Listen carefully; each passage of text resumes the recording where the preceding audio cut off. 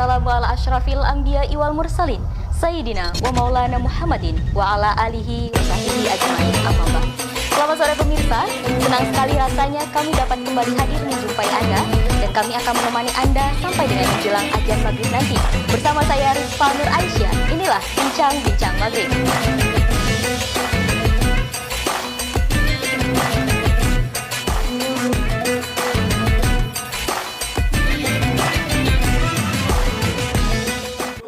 Alhamdulillah, baiklah pemirsa, sore hari ini kita sudah ditemani seorang narasumber yang cantik sekali, Masya Allah, dan kita perkenalan terlebih dahulu.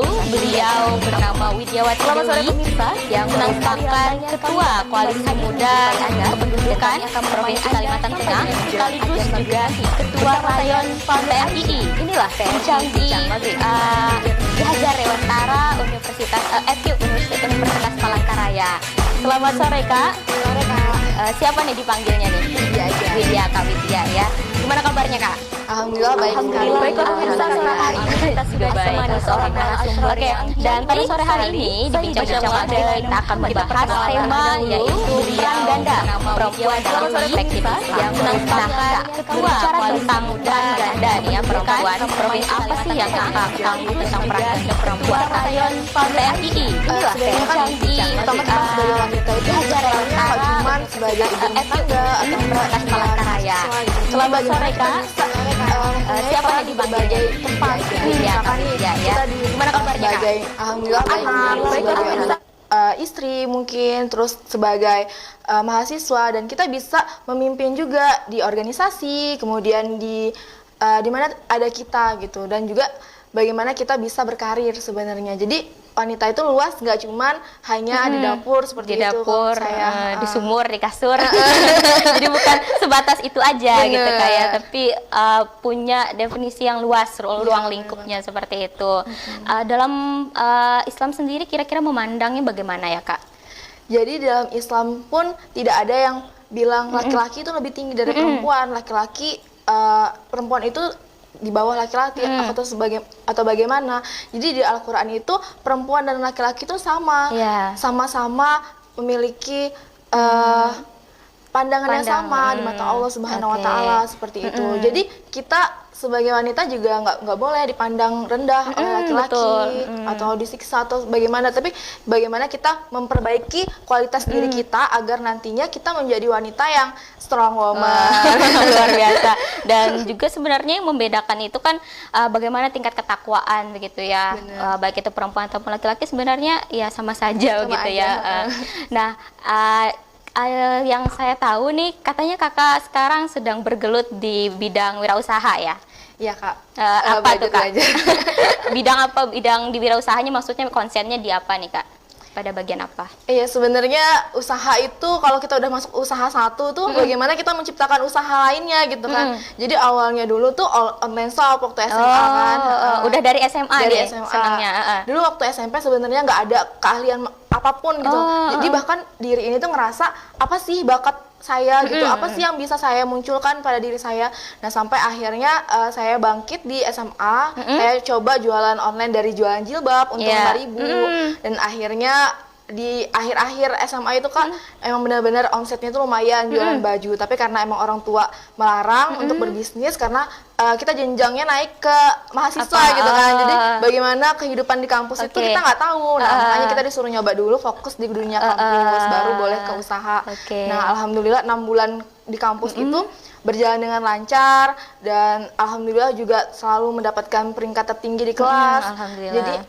Jadi kita dibolehkan untuk misalkan organisasi, terus juga jualan lagi bisa. Tapi di situ kalau saya berpikir saya harus jualan online kayak dulu, otomatis saya nggak bisa naik dari yang dulu gitu. Nggak ada peningkatan gitu ya. Dan juga karena banyak-banyaknya tugas kuliah nih kan Kak, jadi kita harus pinter-pinter ngatur nih, nganter ini, kita order ini segala macam. Nah menurut saya itu udah nggak efektif. Nah akhirnya saya coba-coba meracik gitu Kak. Meracik. Apa tuh? Kosmetik, jadi dia kayak pupur dingin gitu Kak, masker beras kunyit. Nah jadi bisa untuk lulur, bisa untuk masker. Nah, produknya namanya Quendi. Quendi. Oh, Quendi. oke. Itu mula-mula saya merintis karir dan ini udah 3 tahun, Kak. Oh, lumayan juga dari awal kuliah dulu gitu ya. Sekarang prodi apa nih? Prodi Pendidikan Ekonomi. Oh, jadi memang linear ya di bidangnya gitu ya, ekonomi. Cuman nanti kan konsennya jadi guru nih. Iya, pasti Kak. Kita mengabdi juga. Oke. Dan tadi sedikit mengulas tadi ya, katanya tadi kan di awal ada larangan dari orang tua gitu ya, sampai akhirnya bisa membuktikan bahwa bisa memberikan prestasi gitu ya ketika kuliah, dan akhirnya diberi kepercayaan lagi oleh orang tua gitu untuk berwirausaha. Terus bisa nggak Kak sharing terkait dengan apa sih tantangan yang dihadapi Kakak selama menggeluti bidang wirausaha ini, Kak? Ya sebenarnya sih Kak, kalau untuk tantangan pastinya banyak banget ya Kak. Untuk kita niat aja itu udah ada banyak tantangan yang ada yang menghadang gitu kan. Tapi bagaimana kita punya tujuan yang sama. Kalau saya itu mikir, saya udah belajar berbisnis, jadi reseller orang itu udah lama. Nah, bagaimana kita menciptakan sebuah produk untuk kita kembangkan, karena sekarang brand kan Kak yang paling ini. Nah, jadi dari situ awal dulu tuh pernah Kak, jadi produk kami itu gagal, kemudian udah tersebar, jadi kalau bau di produknya, maskernya itu. Di situ 3 bulan itu mengalami penurunan yang drastis. Tapi bagaimana saya chat satu-satu agar terus jalan, dan alhamdulillah lancar ya, lumayan lah Kak, bisa buat bayar kuliah, buat bantu orang tua gitu ya. Nah, Kakak sendiri memandang hal seperti ini bagaimana sih, kayak ketika Kakak sendiri kan statusnya masih menjadi mahasiswi ya di Universitas Palangkaraya, semester berapa sekarang Kak? 6. Semester 6 ya. Nah, itu kan tugasnya juga masih banyak gitu kayaknya. Terus juga harus menyeimbangkan waktu nih dengan kegiatan berbisnis tadi, terus ditambah juga dengan tanggung jawabnya sekarang ya sebagai ketua di 2 lembaga gitu ya. Itu bagaimana Kak? Ya sebenarnya bagaimana kita menyikapinya aja sih Kak ya. Kalau untuk tantangan bisnis itu mungkin saya malam saya pikirkan bagaimana besok harus terselesaikan seperti itu.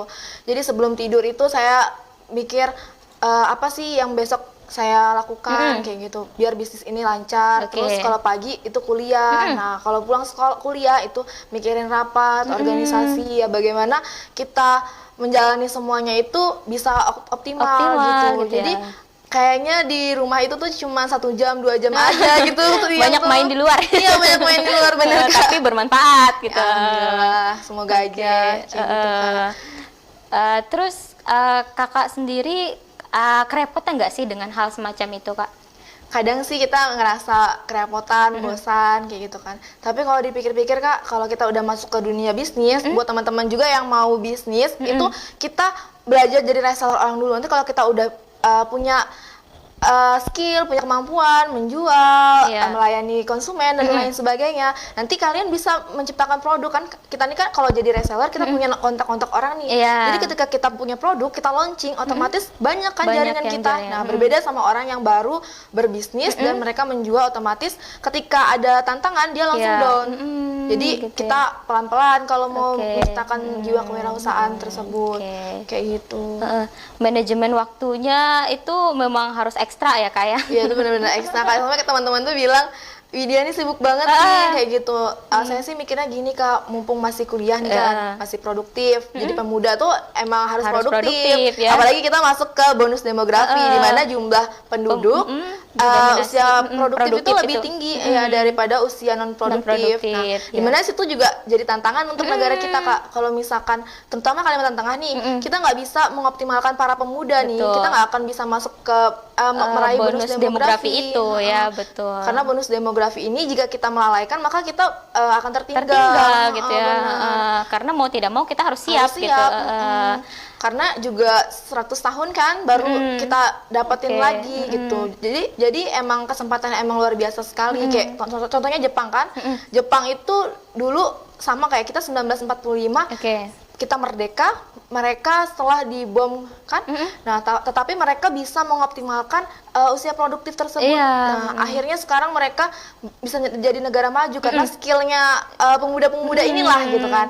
Nah, sekarang Kalimantan Tengah terutama itu kan mau masukin bonus demografi. Nah, bagaimana kita sebagai pemuda itu harus produktif, harus bisa mengasah soft skill kita, kemampuan kita, agar nantinya ketika kita lulus kita membuka lapangan pekerjaan, Kak, bukan hanya mencari pekerjaan. Benar sekali. Jadi peran pemuda ini sangat penting di masa saat ini begitu Kak ya.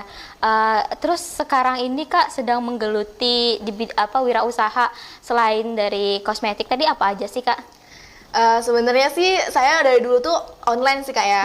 Jadi dari saya SMA itu sampai sekarang tuh online, tapi di tahun 2020 kemarin saya mau benar-benar nyoba gimana sih offline itu gitu. Akhirnya saya coba buka kedai boba. Kedai Menyadi, boba. Boba cheese namanya. Saya ngambil Menyadi itu terinspirasi dari bahasa kita dari Ketawaringin Barat, itu menyadi kan keluarga gitu kan. Artinya keluarga ya. Saudara. Jadi di situ saya ngembangin, siapa tahu Kak, nggak tahu kan bulan depan atau tahun depan kalau udah ada proses kita bisa jadi kayak merek-merek yang lain kan, semua kota kayak gitu. Terus juga setelah itu saya berpikir lagi, modal ini kalau ditaruh di ATM terutama itu nggak bisa berkembang. Dan kita kan di usia muda kayak gini kita pengen macam-macam kan Kak, pengen bahagiakan orang tua, pengen naikkan haji orang tua gitu ya. Jadi bagaimana kita tuh emang harus ekstra sebelum kita dipinang orang. Iya, siap. Betul. Ya, jadi habis itu buka usaha di depan STIH kan. Apa tuh? Makanan gitu Kak, kayak nasi kuning, segala macam, nasi goreng itu. Tapi karena pandemi ya tutup. Mungkin belum jalannya di situ. Jadinya ya udahlah, akhirnya optimalkan di masker, dan alhamdulillah di masker ini luar biasa sekali Kak. Di era pandemi kan banyak di rumah di rumah ya, perawatan. Nah, akhirnya meningkat juga omsetnya ya. Meningkat banget Kak. Jadi yang biasanya produksi itu cuma 2 kali aja 1 bulan. Jadi kan sekarang itu sampai 8 kali dan 4 kali produksi dari biasanya. Emang luar biasa. Terima kasih banget buat reseller, QNB juga. Jadi kita nerapin sistem kayak reseller, distributor, agen gitu. Dan alhamdulillah dari 13 kabupaten 1 kota itu bisa dapat Kak. Nah itu Kakak sendiri masih bisa nggak sih meluangkan waktu untuk mungkin main sama teman-teman segala macam? Karena ya tadi kan ini perempuan yang memang banyak banget aktivitasnya gitu ya. Sana sini dengan rutinitas yang harus ngurus bisnis lah, terus juga organisasi, perkuliahan segala macam. Gimana tuh Kak? Ya pastinya harus kita atur lah ya Kak ya, teman, keluarga pastinya. Kalau keluarga ini kan bagaimana kita membentuk keharmonisan keluarga, itu menciptakan kita ke depan. Dan teman itu sebagai refreshing kita, sebagai canda tawa kita, menghilangkan stres kita gitu kan. Ya pastinya aku luangin itu seminggu sekali pastinya nongkrong sama teman-teman ya, paling nggak kalau nggak di kafe atau di mana. Karena pandemi ini mungkin kita video call aja gitu kan, bisa berenang. Jadi nggak ada hambatan sih sebenarnya untuk kita bersosialisasi sama teman. Pastinya walaupun cuman kita online ya tetap jalin silaturahmi gitu ya, tetap ada waktu buat main lah sama teman gitu ya. Terus Kakak ini anak keberapa sih? Saya anak kedua. Anak kedua ya. Dari berapa bersaudara Kak? Dari 2. Dari 2 bersaudara. Oh berarti bungsu. Biasanya yang dikenal mandiri itu kan anak sulung nih. Bener. Udah berkeluarga kah kakaknya? Kakaknya udah. Udah. Berarti tinggal kakak sendiri ya sekarang ya. Terus apa yang orang tua sekarang rasakan nih melihat pencapaian kakak sampai dengan hari ini begitu? Pastinya orang tua ya pastinya bangga ya Kak ya, karena emang dulu kan kuliah juga orang tua berpikir nggak boleh kuliah di luar gitu kan. Anak terakhir gitu kan, kepikiran yang nggak pernah nggak pernah jauh dari orang tua gitu ya. Bahkan emang kemampuan gimana ya Kak, nggak pernah bergaul sama orang-orang di lingkungan gitu luar ya, gitu kan. Apalagi pas keluar gitu takutnya ada apa-apa, terus juga dari biaya juga kan. Dulu sempat daftar di Universitas Gadjah Mada juga nggak masuk. Jadi kata orang tua ya udah gitu di sana aja, Ketawaringin Barat. Tapi saya yakin kalau kita merantau kita tuh bisa menciptakan skill kita gitu kan. Mengembangkan diri juga ya. Kalau kita di bawah orang tua terus otomatis kita bakalan ada di zona nyaman kayak gitu.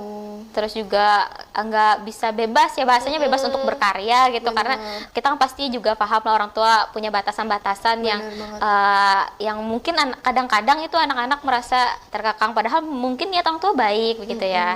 Nah, ya, alhamdulillah sih orang tua ngedukung banget, emang mensupport. Jadi masker ini diproduksi di Pangkalan Bun, ada karyawannya, orang tua yang menghandle. Jadi kita bagi dua lah kayak gitu dari omsetnya kayak gitu. Bagaimana kita saya terutama bisa membantu orang tua membuat rumah kayak gitu. Terus saya juga bisa kuliah kayak gitu. Jadi kita sama-sama imbang kayak gitu. Harapannya sih teman-teman kayak dari Rayon, dari KMK itu bisa berwirausaha gitu Kak. Jadi dari teman-teman ini banyak juga yang mau jadi reseller kan. Nah akhirnya ada juga yang punya produk sekarang. Jadi dari kayak ada yang juga yang punya produk masker, ada yang makanan segala macam. Itu menurut saya emang bagus banget gitu Kak. Selain mereka menambah pemasukan, mereka juga bisa menumbuhkan jiwa kewirausahaan, jiwa pembisnis mereka. Jadi ketika nanti mereka lulus, mereka udah punya kaki ibaratnya siap, gitu ya. Siap di dunia kerja juga. Karena ketika orang sudah masuk bisnis, pola pikir dia udah berubah Kak. Jadi orang yang biasa aja kuliah pulang, itu mungkin dia bagaimana menyelesaikan tugas kuliah, bagaimana dan segala hal. Tapi kalau misalkan orang udah masuk ke bisnis, dia pasti berpikir rugi, untungnya gimana terus gitu ngatur ya. waktu apa. Jadi pastinya beda gitu, beda banget. Jadi orang-orang yang udah punya jiwa-jiwa kayak gini ini pastinya bisa di mana aja, dia bisa menempatkan di mana aja gitu. Karena penuh tantangan tantangan tuh emang banyak banget, terus juga tekanan tuh banyak banget kalau di dunia bisnis Kak. Betul, jadi kalikunya ya. Kalau Kakak pribadi ini kedepannya gimana? Apakah ingin menjadi seorang entrepreneur kah, menjadi pengusaha kah, atau ingin jadi guru aja gitu? Nggak tahu ya Kak, kayaknya saya tuh pengennya jadi guru gitu. Tapi apa salahnya kita membuka lapangan pekerjaan untuk orang lain? Itu bahkan lebih, menurut saya lebih ada istimewanya gitu kan Kak. Gimana kita mengurangi angka pengangguran agar terutama masyarakat Kalimantan Tengah pun bisa bekerja semua gitu. Paling nggak kalau satu tempat usaha saya membutuhkan 5 orang, kalau saya punya 5 usaha berarti saya bisa mengurangi 25. Nah, kalau misalkan di kampus-kampus misalkan setiap prodi punya 2 orang yang kayak gitu, paling enggak Kalimantan Tengah pasti sejahtera gitu. Pola pikir saya seperti itu. Jadi sudah berpikiran ke depan gitu ya. Dan memang sebenarnya tidak masalah sih ya ketika mungkin background Kakak kan pendidikan yang nanti menjadi seorang guru lah gitu ya. Tapi pengen punya sampingan nih menjadi pengusaha sebenarnya tidak menjadi masalah begitu ya. Asal memang sudah terbiasa begitu mengatur waktunya begitu ya. Dan apa nih Kak kira-kira kiat-kiat atau saran gitu ya untuk perempuan di luaran sana yang detik ini mungkin masih dengan aktivitas berleha-leha gitu ya, terus juga kurang produktif seperti itu. Apa nih Kak saran untuk perempuan di luaran sana supaya bisa mengoptimalkan diri lah, potensi diri, dan juga masuk pada wilayah wirausaha begitu ya. Gimana tuh Kak? Sebenarnya kita punya tujuan dan mindset dulu sih sebenarnya Kak. Niat dulu gitu, karena itu yang buat kita nanti majunya kemana gitu. Kalau misalkan kita mau santai, nah ketika kita lulus PNS ini kan sedikit ya penerimaannya gitu. Jadi kita punya pemikiran kita udah punya usaha nih, jadi kita walaupun nggak PNS kita bisa misalkan honor dulu atau apa kayak gitu kan. Nah jadi cobalah buat teman-teman nih, apalagi di masa pandemi gini kan Kak, jadi banyak waktu di rumah gitu kan. Jadi teman-teman bisa kayak mengasah kemampuannya. Jadi faktor X dalam diri kita tuh harus dikeluarkan gitu Kak. Jadi ada yang bisa nyanyi, nah nyanyi, terus hobi nulis, hobi public speaking, hobi olahraga mungkin, masak dan lain sebagainya. Itu sebenarnya bisa jadi bisnis Kak. Jadi nggak cuman produk aja. Tapi tadi kayak misalkan nih orang bisa nyanyi. Nah, bagaimana dia tuh up sekarang branding. Dia punya apa sih yang bisa di branding, terus dia bisa bikin video-video konten, bisa di YouTube dapat uang juga. Terus juga dia bisa ngomong, dia bisa jadi motivator online gitu kan. Terus bisa ya banyak lah hal yang bisa kita keluarkan dari kemampuan diri kita. Nah, terutama untuk yang mau jadi wirausaha nih. Jadi pastinya yang pertama kita coba dulu ikut orang kayak misalkan jualkan produk misalkan hijab atau masker atau sepatu dan lain sebagainya. Kita lihat juga pasarnya. Nah, ketika kita jual punya orang itu kita harus save nomor orang itu. Nah, itu strategi kita nanti. Kita masa mau sih jadi bawahan orang terus. Nah, kita kan punya pemikiran nih kita mau jadi owner gitu. Jadinya setelah kita lama ikut orang, banyak kontak-kontaknya. Nah, di situ kita nge-launching produk apapun pasti laku karena kita butuh jaringan. Dan cara merespon orang itu pastinya beda, Kak. Ketika orang udah terbiasa ketemu sama pelanggan, mereka punya jiwa-jiwa pelayanan yang baik. Jadi akan mereka gunakan di bisnis mereka.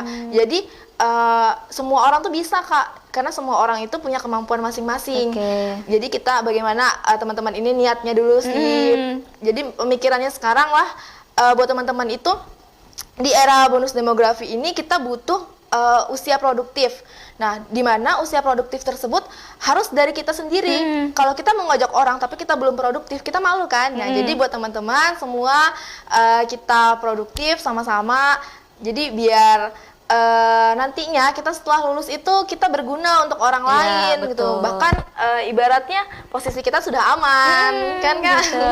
Tadi menarik kayak dimana sebenarnya ketika kita ingin terjun dalam bidang wirausaha, kita bisa tuh memanfaatkan potensi diri tadi seperti yang Kakak bilang, entah itu di public speaking kah, terus di bidang seni kah, ataupun di bidang lainnya seperti itu kayak. Jadi ketika dapat uang itu dari apa yang kita cintai gitu ya, dari apa yang kita senangi seperti itu.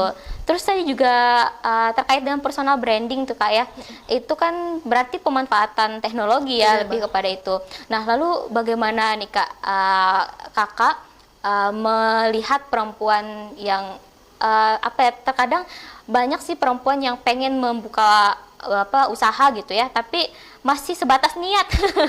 Masih sebatas niat, tapi untuk realisasi itu masih sulit Kak. Entah kendalanya itu karena modalnya kah kurang, terus juga mungkin waktunya belum bisa mengatur waktu dengan baik Kak. Itu bagaimana sih Kak? Kalau buat teman-teman sih sekarang sebenarnya jangan takut ya, karena teknologinya benar-benar berkembang pesat gitu kan, nggak cuma di WhatsApp aja. Mungkin teman-teman ini pasti banyak rasa malu gitu kan Kak, ketika jual produk terus nggak laku pasti nggak malu. Nah, bagaimana kita memanfaatkan teknologi tersebut yang jadi Kakak tadi. Jadi ada Shopee kan kita bisa di situ kan orang nggak tahu ownernya siapa kan, di marketplace juga mereka nggak tahu gitu. Jadi walaupun kita gagal, kita nggak malu gitu. Jadi kita harus bisa memanfaatkan kayak gitu, kayak Instagram pun kita kelola dengan baik. Nah, tanpa kita keluar-keluar di grup apa, kan orang nggak tahu juga ini punya siapa. Tapi kalau kita udah ada nama, udah brand kita udah emang terkenal gitu ya. Orang sendiri yang nyari kita dan kita tuh bangga untuk upload atau apa, karena emang sebenarnya kalau orang lihat tuh ya Widya enak banget ya udah gini, tapi orang tuh nggak tahu gimana pengorbanannya dari nol, dari awal tuh kan jual di marketplace, habis itu di grup-grup di teman-teman. Nah, akhirnya pasti malu juga, kok setiap hari jualannya kayak gini. Nah, akhirnya di Shopee tadi, di Tokopedia kayak gitu kan. Jadi ada peningkatan gitu ya untuk prosesnya sendiri gitu, tidak mudah juga. Benar sekali. Terus Kak, bagaimana sih Kakak memandang gitu ya ketika perempuan nih ya ingin terjun lebih luas begitu ya, nanti kan pasti Kakak juga kelak akan menjadi sesosok istri gitu ya, menjadi ibu gitu ya. Nah, kira-kira Kakak sendiri memandang hal yang seperti ini bagaimana? Kan mungkin ini saatnya masih sebagai mahasiswa nih, pastilah nanti mungkin kedepannya akan lebih besar lagi lah tantangannya begitu. Kakak sendiri memandang hal yang seperti ini bagaimana sih Kak, meskipun belum memasuki tahap itu gitu? Sebenarnya ini training ya Kak. Kita di sini training, jadi kita ada di organisasi, ada di sini, itu kita menyeimbangkan gitu kan antara kuliah, organisasi, bisnis, teman-teman. Nah, nantinya pastinya kita harus selalu ada untuk keluarga yang pertama. Karena sebagai ibu terutama, kita di sini membentuk anak kita, keluarga. Ketika keluarga ini bisa membentuk anak, menyayangi anak, memberi kasih sayang, otomatis nantinya anak kita menjadi generasi yang baik juga, pintar, gitu ya. baik, terus juga emang terbentuknya dari keluarga kayak gitu. Dan terutama sebagai istri kita emang harus ngejagain suami iya. gitu kan ya Kak. Jadi nggak boleh asik berbisnis, gitu, asik berkarir. Tapi bagaimana kita mengurus suami, mengurus anak, dan bisnis itu akan berjalan. Kalau bisnis itu sudah bagus, dia akan berjalan tanpa kita Kak. Iya. Kayak contohnya yang sekarang ini kan dilakukan, satu bisnis yang udah berjalan, dua bisnis yang udah berjalan itu tanpa saya banget. Nah, jadi pas saya udah ada timnya, tim desain sendiri, tim produksi sendiri, distribusi sendiri. Jadi emang saya mikir bagaimana ini terus meningkat setiap tahunnya, setiap bulannya kayak gitu dengan Facebook Ads, dengan iklan-iklan yang lainnya. Jadi tinggal memantau gitu kayak. Jadi perempuan tuh nanti kalau udah nikah pastinya banyak tantangan ya Kak, ngurus rumah tangga, apa segala belum macam. kewajiban gitu untuk suami. Bener banget. Tapi bagaimana kita mengatur waktunya, mungkin pagi kita bangun pagi untuk mengatur rumah, kemudian kita kalau yang jadi guru ya ngajar ke sekolah. Terus pulangnya kita harus ngajarin anak juga, apalagi di masa pandemi kayak gini kan banyak orang tua yang ninggalin anaknya kerja dan anaknya sekolah, nggak sekolah kan Kak, di rumah aja. Di sini tantangan besar untuk para ibu untuk mengajari anaknya gitu kan.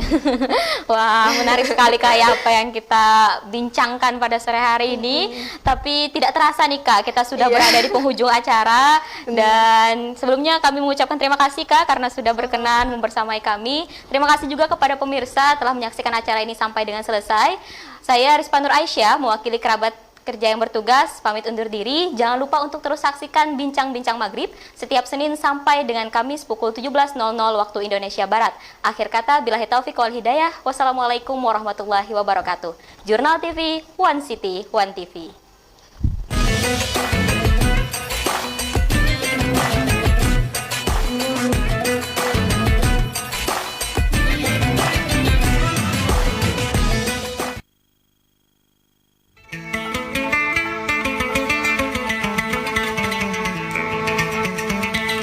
Sesaat lagi tiba waktunya untuk sholat maghrib di wilayah kota Palangkaraya dan sekitarnya.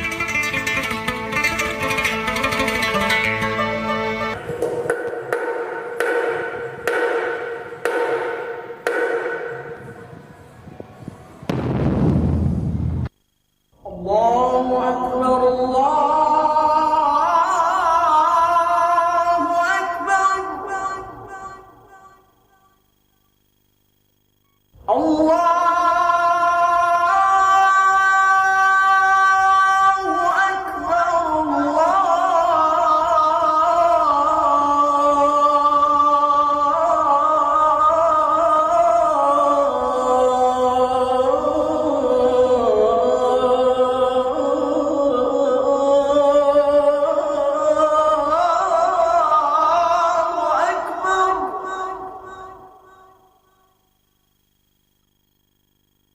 أشهد أن لا إله إلا الله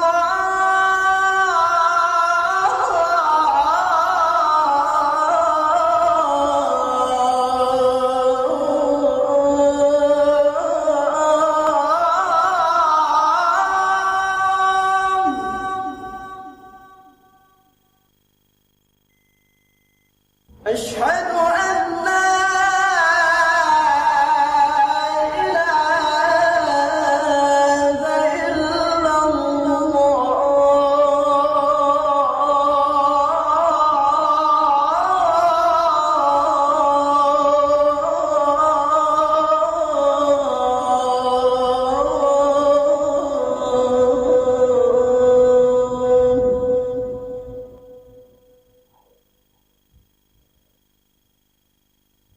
أشهد أن محمدا رسول الله